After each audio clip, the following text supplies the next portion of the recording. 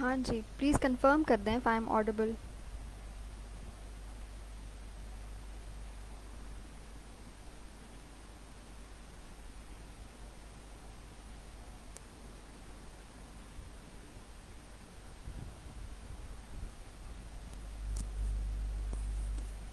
अच्छा, आज हमने बात करनी है कुछ एग्ज़ाम अटेम्प्टिंग टेक्निक्स के बारे में, ठीक है।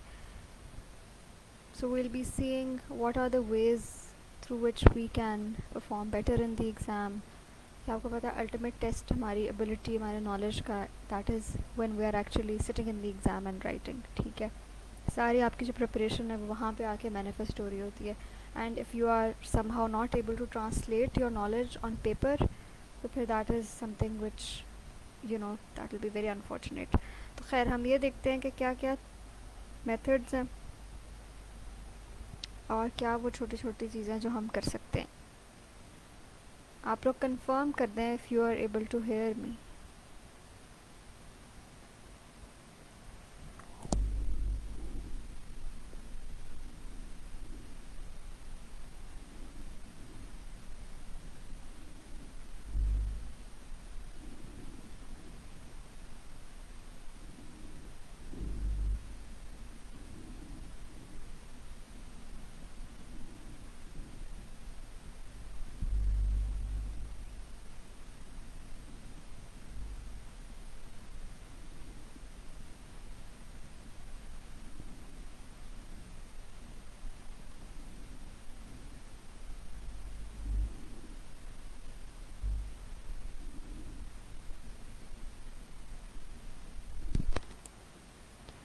अच्छा, so basically what I'll be focusing on will be जो हमारा अपकमिंग पीएमएस एग्ज़ाम है, ठीक है। ऑफ कोर्स आप में से कुछ लोग सीएसएस के लिए भी तैयारियां कर रहे होंगे, so it's applicable for both actually. But PMS क्योंकि बिल्कुल it's just around the corner, तो हम उस हवाले से भी कुछ बातचीत करेंगे, ठीक है। इसके अलावा ये कि since my expertise and my subject is psychology, तो मैं आपको बहुत सारी एग्जांपल्स जो है वो साइकोलॉजी से रिलेवेंट दे रही होंगी, बट ऑफ कोर्स आप उनको अपने अपने रिस्पेक्टिव सब्जेक्ट में अप्लाई कर सकते हैं, ठीक है।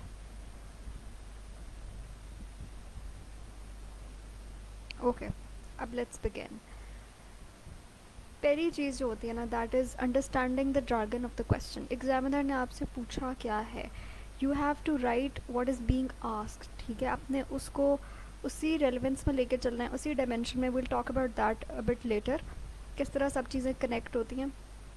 आप जब वो लिखोगे जो उसने पूछा है, ना कि वो लिख रहे होगे जो आपको आता है, जो आपका प्रीवियस नॉलेज है। देखो, आपने बहुत सारे सोर्सेज से पढ़ा, ठीक है, आपने बहुत मेहनत की, डिफरेंट नोट्स बनाए, सब कुछ किया, but what you really need to understand is कि वहाँ पर बैठकर आपने किस तरह उस पर्टिकुलर बैंक ऑफ मटेरियल में से चीज़ें सिलेक्ट करनी है, ठीक है। सब कुछ नहीं लिख देना वहाँ पे। He doesn't want to know everything that you have studied, ठीक है। So you have to decide and pick and choose, and this is what separates you as a candidate, ठीक है, from average to above average, because we all know this is a competitive exam। हमने इसमें average से ज़्यादा perform करना है, right. अच्छा, अब क्वेश्चन के अगर हम देखें तो दो टाइप्स के होते हैं generally speaking. One is descriptive, जो आपसे ज़्यादातर चीज़ों को डिस्क्राइब करने का कह रहा होगा, ठीक है, या बड़े स्ट्रेट फॉरवर्ड सवाल होंगे कि अच्छा भाई डिफ़ाइन कर दो ये क्या होता है, compare, contrast, may be two theories, may be two concept, कुछ भी हो सकते हैं। अगेन या आपने इसको अपने सब्जेक्ट पर खुद अप्लाई करना है, ठीक है। एलाबरेट करने को कह सकता है, एक्सप्लेन करने को कह सकता है। दूसरी तरह के क्वेश्चंस होते हैं which require some critical evaluation, ठीक है। वो आपसे कुछ एनालिसिस मांगते हैं, they want you to actually think and write, ठीक है। अब ज़्यादातर सीएसएस में हमने जिस तरह पिछले सालों में देखा कि वो अब थोड़ा एनालिटिकल पार्ट पे फोकस कर रहा है, ठीक है। किस तरह के वर्ड्स इस्तेमाल हो सकते हैं, analyse, compare, sorry not compare, comment, ठीक है, एग्जामिन, इस चीज़ को एग्जामिन करें, डिस्कस। अब ये सारी वो चीज़ें जहाँ पे आपने कुछ अपना इनपुट भी देना है या आपने चीज़ों को सिंथेसाइज करना है, ठीक है। अच्छा, अब जो कॉमनली अकरिंग क्वेश्चन के वर्ड्स हैं उनको हम देख लेते हैं। सो पहली चीज़ define, which is very simple, but I have seen students get confused in this, ठीक है। अब अगर आपसे वो कह रहा है कि डिफ़ाइन करो, इसका क्या मतलब है, इसका मतलब है आपने उस कॉन्सेप्ट का, जो भी उसने पूछा, इसका आपने एक बड़ा प्रिसाइज सा मीनिंग देना है, ठीक है। बट प्रिसाइज डजेंट मीन कि आपने एक ही डेफिनेशन उसकी दे देनी, आप एक से ज़्यादा आप डेफिनेशंस भी दे सकते हैं, ज़रूर दें, to show how familiar you are with that particular concept, ठीक है। अगर दो से ज़्यादा ऑथर्स ने उसके बारे में बात की, आप ऑथर का नाम लिख दें, उसको साइट कर दें, रेफरेंस दे दें, किसी किताब में है आप वो दे दें, लाइक कोई भी कॉन्सेप्ट हो सकता है, ठीक है।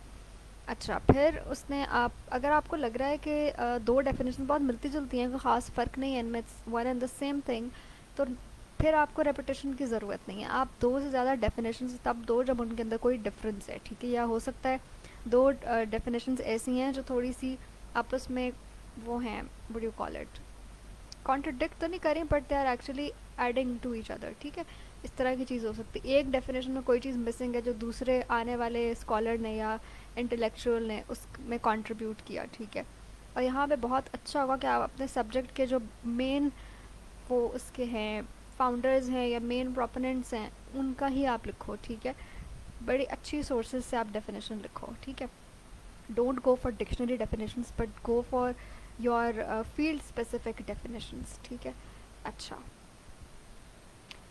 फिर आती बात डिस्क्राइब की, ये भी बड़ा फ्रिक्वेंटली यूज़ होता है, डिस्क्राइब फ़लाँ चीज़ के फीचर्स, फ़लाँ कॉन्सेप्ट, ठीक है। अच्छा, इसमें आपने क्या करना है कि you have to show insight into that particular topic, ठीक है। आप यहाँ पर बात कर सकते हो उसके मेन फीचर्स के बारे में, प्रिंसिपल्स क्या हैं, उसकी अगर टाइप्स हैं, जिस तरह एक क्वेश्चन आ सकता है जी, डिस्क्राइब मेंटल रिटार्डेशन, ठीक है। तो यहाँ पर only the definition will not be enough, ठीक है। उसने आपसे डेफिनेशन नहीं पूछी, थोड़ा सा डेफिनेशन से अगले स्टेप पे आपने जाना है। अब आप मेंटल रिटार्डेशन को दो लाइंस में आप बता दोगे कि वो होती क्या है, and then you will describe what it is, description दोगे आप उसकी, ठीक है। जिस तरह हम कोई तस्वीर देखते हैं and we try to explain what's going on in it, इस तरह करना है, लेकिन आपने एक्सप्लेन वाली डिटेल में नहीं जाना। So this is a balance between define and explain, ठीक है। यहाँ पर आप उसके टाइप्स, काइंड्स, फीचर्स, कैरेक्टरिस्टिक्स ये चीज़ें बता सकते हैं, but you have to state them in a very narrative sort of a way, ठीक है। ऑब्जेक्टिविटी आपने मेंटेन रखनी है यहाँ पर। अच्छा, आगे चलते हैं। एलैबोरेट क्या होता है? अब एलैबोरेट का जहाँ पे वर्ड आ गया, you would know that this is asking for a lot of detail, ठीक है। यहाँ पर आपको जितनी डिटेल पता है आप लिख सकते हैं, ठीक है। अच्छा, अब यहाँ पर आपने क्या करना है, एक कॉन्सेप्ट उसने आपसे पूछ लिया, फॉर एग्ज़ाम्पल डिप्लोमेसी है, जस्ट गिविंग एन एग्ज़ाम्पल। अब आपने डिप्लोमेसी को डिफ़ाइन कर दिया, उसके आपने टाइप्स बता दी, अच्छा क्या होती है, कहाँ पर अप्लाई होती है, you know all of those things. या जैसे पॉलिटिकल साइंस का एक कॉन्सेप्ट मेरे जहन में आ रहा है, sovereignty. So if you talks about sovereignty, आप यहाँ पे बता सकते हो अच्छा क्या उसके मेन प्रिंसिपल्स होते हैं which defines if a state is sovereign और नॉट, ठीक है। फिर आप इसकी इंटरनल सॉवरेनिटी, एक्सटर्नल, इस तरह की बातें जितनी भी हैं ये आ जाती हैं एलैबोरेट के अंदर। इधर आप जितनी ज़्यादा हेडिंग्स दोगे, जितना चीज़ों को फैला फैला के लिखोगे, उतना ही बेहतर होगा, right, because the question is demanding such. अब रेलेवेंस जो होती है ना, हम कहते हैं कि हम रेलेवेंट कैसे हैं, इस पर हम आगे बात करेंगे। That depends on the key word what he is asking, ठीक है। अच्छा, यहाँ पर आप डायग्राम्स भी इस्तेमाल कर सकते हैं, उसकी भी हम आगे थोड़ी सी बात करेंगे, टेबल्स और ऐसी चीज़ें, ठीक हो गया। अच्छा, आगे चलते हैं। कंपेयर और कंट्रास्ट बहुत ही कॉमनली अकरिंग टर्म्स हैं जो अक्सर वो कह देता है, वो एक सवाल में भी कह देता है कंपेयर एंड कंट्रास्ट, ठीक है। अच्छा, कंपेयर जब वो कह रहा है तो इसका क्या मतलब है, यू हैव टू आइडेंटिफाई कहाँ पर दो चीज़ें, दो टॉपिक्स, दो कॉन्सेप्ट्स सिमिलर हैं, ठीक है। If he says compare the constitution of बिलफर्स US and India for example, तो जो कुछ भी है, जस्ट फॉर एग्ज़ाम्पल सेक, आपने वहाँ पर उसकी जो सिमिलर चीज़ें हैं, कहाँ पर उनकी आइडियोलॉजी सिमिलर है, कहाँ पर उनकी बेसिस सिमिलर है, रूट क्या है उस सिमिलैरिटी की, ठीक है, वो आपने डिस्क्राइब करना है। फिर आप उसकी सिग्निफिकेंस भी बता सकते हैं, ठीक है। हिस्टोरिकल ओरिजिन्स की भी बात यहाँ पे आप कर सकते हैं।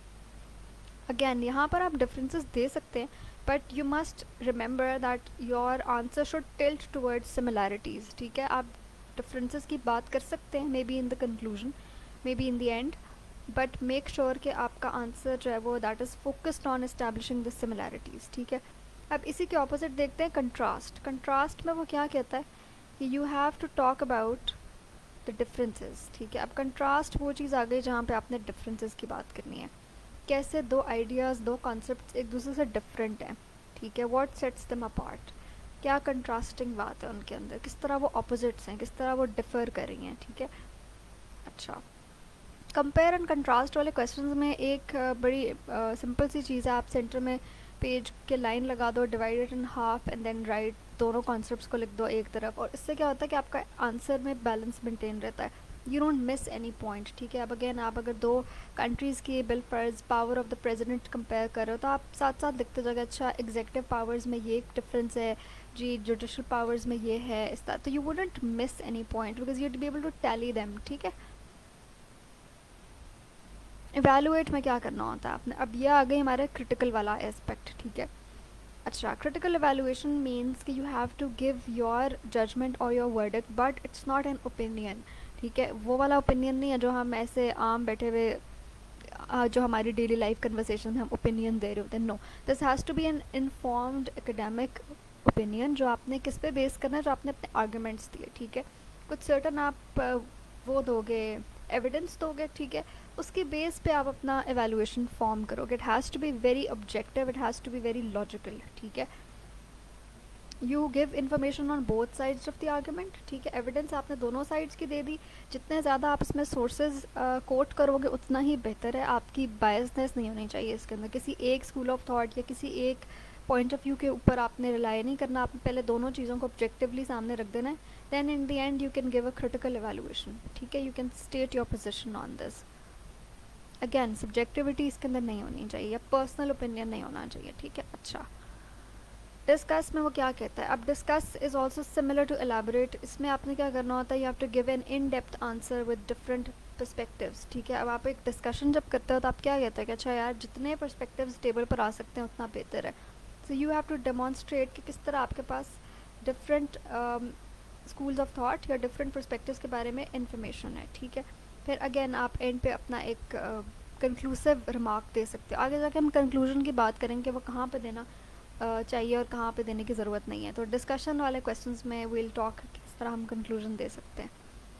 अच्छा, ये बात हो गई हमारी कि किस तरह हमने क्वेश्चन की वर्डिंग को अंडरस्टैंड करना है। ठीक है, अनदर थिंग इज़ कि जब आप हेडिंग्स दे रहे होते हो तो it's very useful if you mention the word that's in the question. ठीक है, लाइक फॉर एग्जांपल उसने आपसे पूछ लिया कि जी compare and contrast theories of attitude. ठीक है, and critically evaluate them as well. ठीक है, अब आपने हेडिंग दे दी जी ये इनका कंपैरिजन है, कंपैरिजन का heading contrast, and then at the end you write critical evaluation. ठीक है, so the examiner would know कि यार इसने मेरी बात को समझा है। ठीक है, he is answering what I have asked, so that is important. Comprehend करना बहुत ज़रूरी है क्वेश्चन को, अदरवाइज़ हो सकता है आप लिख रहे हो लेकिन आपने वो नहीं लिखा जो उसने पूछा है। ठीक है, आपने थोड़ी सी अपनी डायमेंशन ख़राब कर दी है। अच्छा, आगे चल के इस पर हम डिटेल में बात करते हैं। हाउ टू स्टे रेलिवेंट, अब जिस तरह हमने पहले बात की, if you are going to write what is asked not what you know, तो आपकी ऑटोमेटिकली आंसर रेलिवेंट हो जाएगा। दूसरी बात ये है कि आपने क्वेश्चन की डायमेंशन को स्टिक करना है। अब डायमेंशन से क्या मतलब है, फॉर एग्जांपल वो आपसे कह रहे हैं कि अब साइकोलॉजी से एग्जांपल देती हूँ, describe the function of central nervous system. ठीक है, अब उसने आपसे फंक्शन पूछा है कि ब्रेन का फंक्शन क्या है।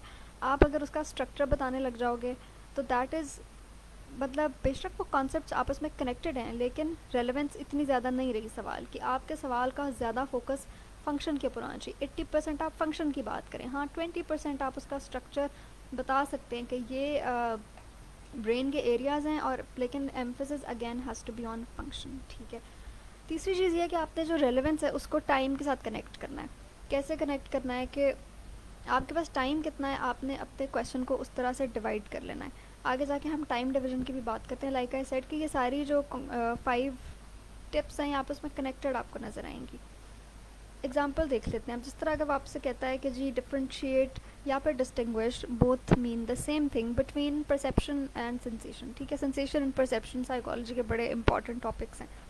ठीक है, तो यहाँ पर सिर्फ डेफिनेशन दे देना काफ़ी नहीं है। आप ये नहीं कह सकते कि अच्छा जी ये परसेप्शन होती है, ये इसकी टाइप्स हैं, ये इसके डिटर्मिनेंट्स हैं या जो कुछ भी है, और जी ये सेंसेशन होती है। आपने दोनों को आइसोलेशन में नहीं बयान करना, दैट इज़ नॉट आस्क्ड। ठीक है, आपने क्या करना है, दोनों को कनेक्ट करके बताना है कि इनमें डिफरेंसेस क्या हैं, क्या चीज़ें विच सेट देम अपार्ट। ठीक है, अच्छा अब हमने बात की कि हमने किस तरह टाइम और रेलेवेंस को टाई करना है। आपको वो सवाल दे देता है compare and contrast theories of attitude formation for example. अब आपको खुद ही ये बात समझा देनी चाहिए कि आपके पास एक क्वेश्चन अटेम्प्ट करने के लिए फॉर एग्जांपल 30 मिनट्स हैं, तो आपका आधा टाइम कंपेयर करने पे लगना चाहिए, आधा टाइम कंट्रास्ट करने पे लगना चाहिए। इसी तरह आपने 20 मार्क्स को डिवाइड कर लेना है, ऑल्दो डिविजन्स नहीं हुई होती, लेकिन आपने ये खुद से थोड़ी सी वर्किंग करनी है, ठीक है। कि हमारा अगर सवाल 20 नंबर का है, ऑब्वियसली क्वेश्चंस 20 मार्क्स के ही होते हैं एज अ सेट स्टैंडर्ड, तो कंपेयर एंड कंट्रास्ट को आप ऐसे समझ लो कि 10 नंबर कंपेयर के हैं, 10 नंबर कंट्रास्ट के हैं, तो इक्वल टाइम है, तो आपने इक्वल मार्क्स है, तो आपने इक्वल टाइम देना उसको, ठीक है। अगर आप शुरू में थोड़ा सा बताना चाहते हो कि एटीट्यूड क्या है, तो आप उसकी डेफिनेशन बेशक मत दो, because he hasn't asked you specifically कि डिफाइन एटीट्यूड। अगर वो कहता है डिफाइन एटीट्यूड, तो फिर आप लिखते डेफिनेशन, फिर आप उसको डिफाइन वाले तरीके से लेके चलते हैं जो हमने शुरू में बात की, ठीक है। यहाँ पे उसने आपको डायरेक्टली कहा कंपेयर एंड कंट्रास्ट थेरीज, आपने थेरीज पे फोकस करना है। एटीट्यूड की आप थोड़ी सी 2-3 जुमलों में बता दो होता क्या, just directly jump into the theories, और वो भी आपने सिर्फ थेरीज को स्टेट नहीं कर देना, आपने हर थेरी को दूसरी थेरी से कंपेयर और कंट्रास्ट करना है, ठीक है। आप हेडिंग्स दे दो, थेरी की मेन वो लिखो, मेन प्रोपोजिशन, नीचे उसका कंपैरिजन और कंट्रास्ट कि किस थेरी से वो सिमिलर है, किस किस थेरी से वो कहाँ पर डिफर कर रही है, ठीक है। इस तरह से आप लेके चलोगे। इसी तरह अगर आपसे कहता है define and explain baby perception, define perception and explain it's determinants for example, ठीक है। तो अब आप खुद ही इसको डिवाइड कर लो कि डिफाइन 5 नंबर का हो गया और जो एक्सप्लेनेशन है वो 15 नंबर की है, तो आपने टाइम भी उसको उसी तरह से देना है, ठीक है। This is how you will stay relevant. आपको पता होगा मैंने इन पैरामीटर से बाहर जाके नहीं लिखना कुछ भी। अक्सर क्या होता है कि स्टूडेंट्स जो है ना वो कॉन्सेप्ट के बारे में लिखना शुरू कर देते हैं and they forget what is asked. For example अगर उसने कहा है आपको कि जी elaborate and critically evaluate X Y Z concept, ठीक है। अब आपने एलैबोरेट तो बड़ा अच्छा कर दिया उसको, और एंड पे आपने उसको कंक्लूड कर दिया, 4 लाइनों में लिख दी उसकी इवैल्यूएशन। नो, आपको इसको इक्वली डिवाइड करना चाहिए था, ठीक है। या एटलीस्ट आप इसको 1/3 तो देते हैं इवैल्यूएशन को, राइट। अच्छा, आगे चलते हैं, एक और एग्जांपल देख लेते हैं बिफोर वी मूव अहेड। वो कहता है अगर आपसे explain the function of central nervous system, peripheral nervous system and briefly describe the structure of cell, ठीक है। अब आपको खुद समझा देनी चाहिए कि एक्सप्लेन का मतलब है कि मैंने डिटेल देनी है, और यहाँ पे 2 चीज़ों के मैंने फंक्शंस बताने हैं, तो 15 नंबर मैं इसके रख लेता हूँ अपने जहन में। और briefly describe the structure of a cell के मैंने सिर्फ 5 मार्क्स रखने। ये नहीं करना है कि सेल की पूरी कहानी लिखनी शुरू कर दी और जो असल चीज़ है उसको आपने इतना वेट नहीं दिया। आपने उतना ही वेटेज देना है आपके आंसर में जितना उसने सवाल की स्टेटमेंट में उसको किया हुआ है, ठीक है। अच्छा, तीसरी चीज़ बहुत इंपॉर्टेंट है, time management. A lot of students suffer from this. आप लोगों के कोई क्वेश्चन हैं तो you can write them in the comments, ठीक है। एट एंड पे I will take the questions.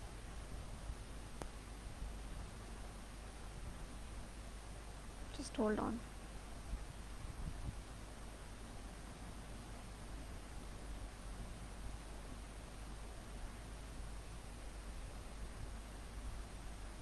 अच्छा, टाइम मैनेजमेंट की एक बड़ी ही सिंपल सा तरीका है which was very helpful for me as well.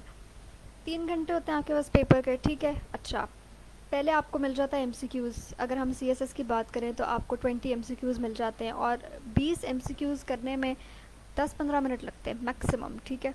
एक दफ़ा पढ़ोगे जो कुछ तो आंसर्स होंगे आपको फ़ौरन आ जाएंगे, ठीक है, देखते ही। कुछ होंगे जिस पर थोड़ा सोचना पड़ेगा, कुछ ऐसे होंगे जो आपको सोचने के बावजूद भी नहीं आएंगे अनफॉर्चुनेटली, ठीक है। हो सकता है आप वो पहली दफ़ा देख रहे हो या आपको याद ना आ रहा हो, फिर आप उनका कुछ नहीं कर सकते, आपको ऑब्वियसली उन पर कोई गेसेस ही लगाने पड़ेंगे, बट 15 मिनट से ज़्यादा टाइम नहीं देना उसको, ठीक है।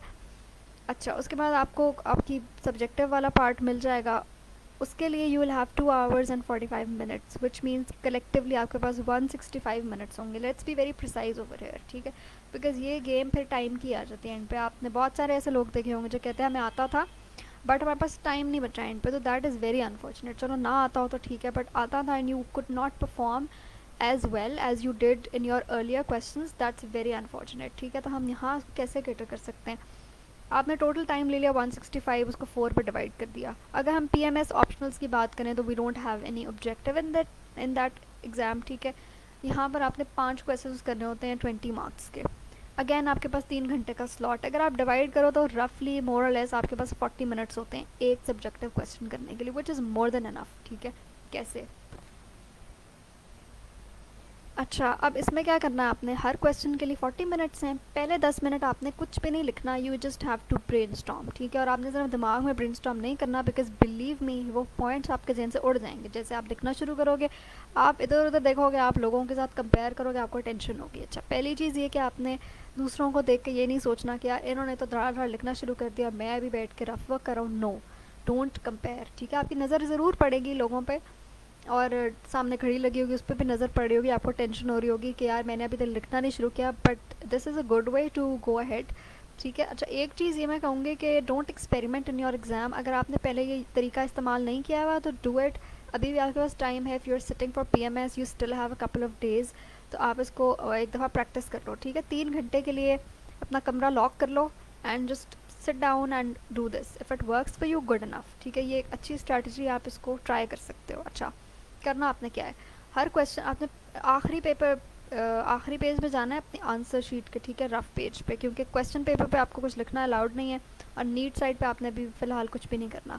You have to divide your sheet in 4 parts, ठीक है। एक सेंटर में लाइन लगा लो, और एक हॉरिजॉन्टल लाइन, एक वर्टिकल लाइन, प्लस सा बना लो। 4 हिस्से हो गए उसके। अच्छा, चारों में अपने अपना क्वेश्चन लिख दो, उसके बाद पॉइंट्स लिखना शुरू कर दो। मैं चारों साथ क्यों कह रही हूँ, बिकॉज व्हाट हैपन्स इज, कई दफ़ा एक क्वेश्चन में कोई पॉइंट आता है, आप कहते हैं यहाँ पे ज़्यादा फिट नहीं हो रहा, उधर ज़्यादा अच्छा लगेगा, या उससे आपको कोई और पॉइंट आ जाता है, कोई और एग्जाम्पल जहन में आ जाती है, ठीक है। अच्छा, पॉइंट्स लिखना शुरू कर दो, just jot down whatever comes to your mind. इस वक्त रेलिवेंट है नहीं है, सेंस बन रही है नहीं बन रही, डोंट स्टॉप इट, ठीक है। आप लिखते जाओ लिखते जाओ, जो भी आपके जहन में माइंड मैप आ रहा है, ब्रेनस्टॉर्म, बुलेट पॉइंट्स, उनको लिखते जाओ। अच्छा, नंबरिंग अभी नहीं करनी, बस बुलेट पॉइंट्स बनाओ जल्दी जल्दी। उसके बाद एक दफ़ा आपको तसल्ली हो गई कि अच्छा यार इससे ज़्यादा मेरे पॉइंट जहन में नहीं आ रहे, अब आप उनको थोड़ा सा सीक्वेंस देनी शुरू कर दो, ऑर्डर दे दो उनको थोड़ा सा अपने उधर ही, आपको देखते ही पता चल जाएगा कि यार ये पॉइंट ज़्यादा बेहतर मेरे इंट्रोडक्शन में लगेगा, या मतलब start of the question, not exactly introduction, क्योंकि नॉर्मली हम हर सवाल में तो इंट्रोडक्शन नहीं दे रहे होते अनलेस के मांगा हुआ उसने, ठीक है। अच्छा, आगे क्या करना है आपने, आपने उनको नंबरिंग कर दी, पैराग्राफ जहन में सोच लिया, हेडिंग सोच ली, ठीक है। अच्छा, ये मैंने ऐसे लिखना है, बिल्कुल जैसे हम ऐसे की आउटलाइन में थोड़ा सा रफ वर्क कर रहे होते हैं, similar to that, but obviously not of that extent. अच्छा, उसके बाद आपने लिखना शुरू कर देना है। अब इसमें ना 2 तरीके हैं, या तो आप ये कर सकते हो कि पहले आधा घंटा ले लो, आधा घंटे से भी कम लगेगा वैसे आपको, उसमें सारे सवालों की आउटलाइंस बना लो। दैट इज़ द वे कि जब आपका दिमाग चल रहा होगा तो आपको ना बाकी क्वेश्चंस के भी पॉइंट्स आने शुरू हो जाएंगे जहन में, ठीक है। उसके बाद आपके पास 30 मिनट्स होंगे सुकून से बैठ के आंसर लिखने के लिए। वहाँ पर फिर आपको कोई डिस्टर्बेंस नहीं होगी, आपको ये पता हो गया मैंने सारी वर्किंग की हुई है, अब मैंने बस इसको एक शक्ल देनी है, ठीक है। तब आपका फ़्लो डिस्टर्ब नहीं होगा, आपकी कोहेरेंस मेंटेन रहेगी, आपका वो फ्लो ऑफ थॉट नहीं टूटेगा, आपकी स्पीड भी अच्छी रहेगी, ठीक है। अच्छा, उसके बाद ऑब्वियसली यूल कीप चेकिंग कि आप कोई पॉइंट मिस तो नहीं करे, हो सकता है आपके जहन में लिखते लिखते और पॉइंट्स आए, बिल्कुल आप उनको उसमें शामिल कर दो, ठीक है। और एंड पे आपने रफ वर्क को क्रॉस आउट ज़रूर कर देना है, ठीक है। अच्छा, एक ये तरीका हो गया, बाकी ये कि आप हर सवाल में ऐसे कर लो, पहले 10 मिनट जल्दी से ब्रेनस्टॉर्मिंग की, माइंड मैपिंग की, क्वेश्चन अटेम्प्ट किया, फिर अगला फिर अगला। इससे क्या होता है कि आखिरी क्वेश्चन में आते आते अगर आपके पास टाइम नहीं भी बचता तो एटलीस्ट आप यू आर वेरी क्लियर कि मैंने लिखना क्या है। उस वक्त आप बैठ के ये नहीं सोच रहे होते यार क्या लिखूँ क्या नहीं। और इससे एक चीज़ और भी होती है, ये जो बच्चे अक्सर ओवर राइटिंग कर रहे होते हैं या लिख के काट देते हैं, उनको समझ नहीं आ रही होती क्या लिखना है, हेडिंग एक लिखी नहीं, ये नहीं अच्छी लगी, ये पॉइंट पहले लिखूँ ये बाद में, तो रन टाइम पे आपने वो प्लानिंग नहीं करनी है, प्लानिंग आपने पहले 10 मिनट में कर ली, ठीक है। और जितना आप इसको प्रैक्टिस करोगे ना, आप ये ज़्यादा इसको आसानी से कर सकोगे, शायद आपको 10 से भी कम मिनट लगें। अच्छा जी, आगे चलते हैं। Let's talk about presentation. कहा जाता है कि जी प्रेजेंटेशन बहुत इंपॉर्टेंट है। प्रेजेंटेशन में क्या क्या चीज़ें आ जाती हैं। पहली चीज़ तो ये कि आपकी नीटनेस बहुत मैटर करती है। अब नीटनेस आपने कैसे लानी है, एक तो obviously you will be putting margin, एक साइड पे तो लगा होता है, दूसरी साइड पे भी अच्छा ना बहुत बड़ा मार्जिन लगा देना है आपने कि जी 2 इंच का मार्जिन लग रहा है, no, just keep it minimal, like 1/2 inch 1 inch is more than enough, ठीक है। अच्छा, फिर आपकी हैंड राइटिंग लेजिबल होनी चाहिए, ये बहुत ज़रूरी है। आपने बेशक बहुत अच्छी बात लिखी हो, पढ़ी नहीं जा रही तो क्या फ़ायदा। फिर एंड पर आकर अक्सर बच्चों की राइटिंग ख़राब होनी शुरू हो जाती है, तो उस चीज़ को आपने जहन में रखना है कि राइटिंग ख़राब हो रही है, थोड़ी देर पॉज कर लो, ठीक है। बेशक टाइम गुजरा है but you are getting me right, कि आपने अगर क्वेश्चन अटैम्प्ट कर दिया बट एलिजिबल ही नहीं है तो क्या मार्क्स मिलेंगे आपको उसके ऊपर, ठीक है। हो सकता है आपने लिखा कम है लेकिन पढ़ा तो जा रहा है कम से कम, ठीक है। Also practice on your hand writing, अगर आपको लगता है फिर हैंड राइटिंग इम्प्रूव होने की ज़रूरत है तो उसको करें, ख़ास तौर पर people appearing in CSS, because you guys have time right now. अच्छा, स्पेसिंग में बच्चे क्या सोचते हैं कि जी सवाल को लंबा चौड़ा दिखाने के लिए हम जी 5-5 लाइनें छोड़ देते हैं, एक हेडिंग दी, उसके ऊपर भी इतनी सारी लाइन्स छोड़ दी, नीचे भी, नो, डोंट डू दैट, ठीक है। आपने यहाँ पे कोई बहुत फ्लावरी किस्म की प्रेजेंटेशन नहीं करनी, just keep it very simple, keep it brief. एक हेडिंग दी, उसके ऊपर एक लाइन छोड़ दी, नीचे एक लाइन छोड़ दी, उसको अंडरलाइन कर दिया, मोर देन एनफ है, ठीक है। जब कुछ बच्चे कैसे लिखते हैं, सेंट्रल अलाइन करके सारा कुछ, भाई आप पोइट्री नहीं लिख रहे, जस्ट कीप इट प्रॉपरली, जिस तरह पैराग्राफ्स अलाइंड होते हैं, जो उनकी इंडेंटेशन होती है, आपने उसी तरह लेके चलना है उसको, ठीक है। अच्छा, प्रेजेंटेशन में एक चीज़ आ जाती है, टेबल्स ड्रॉ करना, चार्ट्स, डायग्राम्स। ये भी ज़रूरी नहीं है आप हर सवाल में करो, depends on the relevance of the question, ठीक है। आपको कोई जहन में आ रही है चीज़ तो आप कर दो, अगर आपको लग रहा है आपका आइडिया ज़्यादा बेहतर शो हो रहा है, if you just make some graphical representation of it, like for example अगर पॉलिटिकल साइंस में वो कह देता है कि जी आप बताएं फलां कंट्री की पार्लियामेंट का क्या स्ट्रक्चर है, तो उधर आप simply you can just make a flow chart, ठीक है। पार्लियामेंट के ये 2 हाउसेज हैं, ये इतने मेंबर्स होते हैं, इतनी देर बाद इलेक्ट होते हैं, ये XYZ, ठीक है। इसी तरह साइकोलॉजी में वो काफ़ी सारी ऐसी थियरीज़ हैं, स्ट्रक्चर ऑफ इंटेलेक्ट पे अगर क्वेश्चन आ जाता है, या IQ पे क्वेश्चन आ जाता है, इंटेलिजेंस पे आ जाता है, उसमें there are lot of theories which can be represented in some graphic form, ठीक है। उसका आप छोटा सा एक नक्शा सा बना सकते हो, ठीक है। अच्छा, उसमें भी you don't have to be artistic, आप बिल्कुल सिंपल अपने पास एक ब्लैक पॉइंटर ले लो, उससे कर लो, या लेबल कर दो उसको किसी और कलर से, ठीक है। Blue and black is allowed obviously, तो आप ये 2 यूज़ कर सकते हो। मार्कर, पॉइंटर, बॉल पॉइंट, ये चीज़ें अलाउड हैं, आप ये यूज़ कर सकते हो, ठीक है। ऑल्सो पेपर पे लाइंस होती हैं, obviously it's not a blank sheet, तो उस पर ड्रॉ करना is Fairlie easy, just follow the lines, ठीक है। आपके पास एक स्क्वायर या ज़्यादा से ज़्यादा ये चीज़ें बनानी है, इससे ज़्यादा कुछ नहीं करना आपने, ठीक है। अच्छा, फिर एम्फसाइज़ करने के लिए आप अंडरलाइन कर सकते हैं, कैपिटल में लिख सकते हैं, इन्वर्टेड कॉमास डाल दो, ठीक है, इस तरह से कुछ कर सकते हैं। बट अगेन मेक श्योर कि आप ये नहीं कि बिल्कुल ही आप जो है वो चीज़ों को फैलाते चले जा रहे हैं unnecessarily. Also speaking of length में एक चीज़ बड़ी ज़रूरी होती है कि आपने सारे सवालों को ना इक्वल लेंथ और इक्वल उस वेटेज देनी है। आप ऐसे समझो जैसे दे आर लाइक 4 बच्चे हैं आपके, आपने किसी एक को प्रेफरेंस नहीं देनी, फेवरेटिज्म नहीं करना किसी क्वेश्चन के साथ। So there is another thing कि कहते हैं कि जो बेस्ट सवाल आ रहा है वो सबसे पहले अटैम्प्ट कर लो, सेकंड बेस्ट को लास्ट पे अटैम्प्ट करो, और जो बीच वाले 2 हैं उनमें से अगर आपको कोई एवरेज आता है तो वो आप सेंटर में उसको रख दो, ठीक है। That depends on you. अच्छा, अगेन ना बहुत आपने फैला फैला के लिखना है, ना बहुत कंजूसी से लिखना है, ठीक है। It should be very neat, एक बैलेंस्ड अप्रोच लेके चलनी है, इक्वल लेंथ रखनी है क्वेश्चंस की, और कटिंग, ओवर राइटिंग, इन चीज़ों को आप तभी अवॉइड कर सकते हो जब आपने पहले थोड़ी सी प्लानिंग कर ली हुई है, ठीक है। अच्छा, आखिरी बात है कंक्लूजन्स। कंक्लूजन्स कब लिखने ज़रूरी हैं? देखो, ऐसा क्वेश्चन जिसमें वो आपसे कोई डिस्कशन मांग रहा है, कोई कमेंट मांग रहा है, कोई एवेलुएशन मांग रहा है, उसमें it makes sense to write a conclusion, ठीक है। But otherwise conclusion is not that necessary. अगर आपने लिखना भी है तो कंक्लूजन में ये नहीं कि आपने सिर्फ समरी लिख दी जो आपने ऊपर लिखा। कंक्लूजन का मतलब है कि आप किस नतीजे पे पहुँचे, सारी बात करके क्या हमें हासिल बहस क्या हुआ, ठीक है, वो लिखना है आपने। And if you absolutely have to summarise तो आपने फिर उसको रीफ्रेज कर देना है, उसकी लैंग्वेज चेंज कर देनी है, ये नहीं कि रेपिटेशन हो रही है कंक्लूजन में, ठीक है। अच्छा, it has to reflect on what you have mentioned earlier, क्या इम्प्लिकेशंस थी, कोई ब्रॉडर उसकी एप्लीकेशन थी, क्या जो था ना एप्लीकेबिलिटी थी उसकी। So you have to go from specific to general. थोड़ा सा अगेन यहाँ पे हमें ऐसे रिफ्लेक्ट होता हुआ नज़र आ रहा है, बिकॉज कंक्लूजन मेनली ऐसे वगैरह इन चीज़ों में होते हैं। अगेन आपके राइटअप में, आपके आंसर में अगर तो आपको लग रहा है कि ज़रूरत है यहाँ देने की तो आप दे सकते हो। लाइक फॉर एग्जांपल वो आपसे कहता है कि जी critically evaluate different schools of thought in psychology, ठीक है, तो आपने सारे स्कूल्स ऑफ थॉट बता दिए, एंड पे फिर आपने एक कंक्लूजन के तौर पे उसकी क्रिटिकल एवेलुएशन दे दी, तो दैट मेक्स सेंस, ठीक है। अच्छा जी, ये तो हो गया मेरी तरफ से। बाकी एग्ज़ाम में जाने से पहले की जो टिप्स हैं, I am pretty sure you are all familiar with that, but just to reiterate, make sure you have enough sleep, can not stress this enough, ठीक है।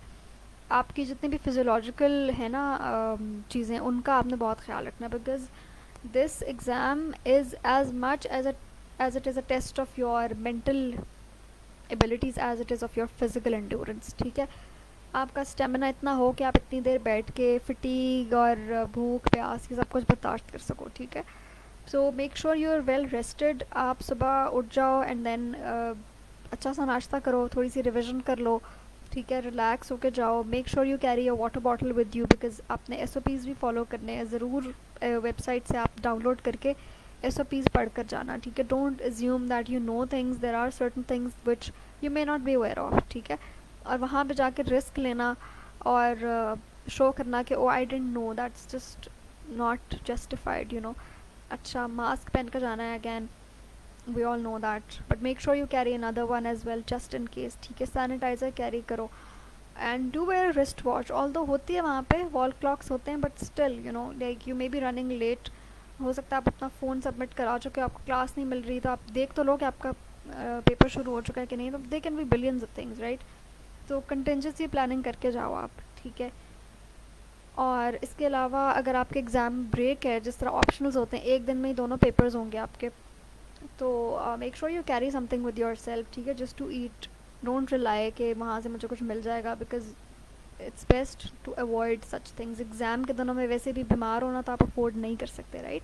So you can carry little energising things with you like may be biscuits, chocolate chips, something like that, ठीक है। Make sure you put an alarm before the exam. Don't rely on your biological clock. अगर आपकी आंख ना खुली तो you'll regret, right? So it's better to be safe than sorry. ठीक है, so this is all from my side. आप लोगों के questions हैं तो please पूछें.